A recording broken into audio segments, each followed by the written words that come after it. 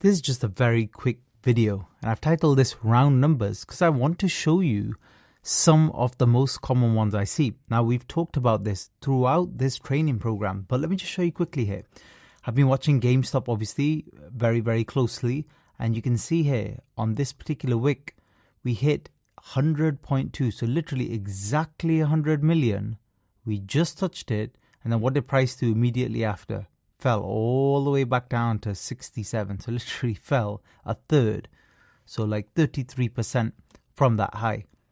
Round numbers mean a lot when it comes to trading meme coins, and especially early on as well. So obviously we're getting them here later on, but let me show you some collections where early on we saw some significant ones. This is just a random collection I was watching earlier. It was called Cartman. Now, when you're doing that panic dip strategy, doesn't always work out and we don't always get massive runs. We have to see how the setup is. But notice that a lot of the time, if the market cap started somewhere and it was pumping 20, 30, 40,000, whatever, I see all the time it dropped to nearly exactly 10,000. And we always seem to get some sort of bounce from 10,000. I've seen that again and again. Look at this. This is just another random one I saw earlier. Look where it bounced here. Exactly 10,000. Didn't go very far this time. Went to 23 and then it died off after that. But it's round number, especially the ones I see, especially in these collections are 10K market cap, 50K, see all the time 50K. And obviously you've got your hundreds, 250, 500s and a million. So you've got the obvious ones as well, but 10K and 50K in the early ones, they honestly tend to be magnets. Let me just see, I've got some random pages open. Let me see if I can find any others. Here you go. Look at that. Literally a stone throw away from 50,000 exactly, and that was the top for this particular collection. May go back up there, may not, who knows? Literally 50,000.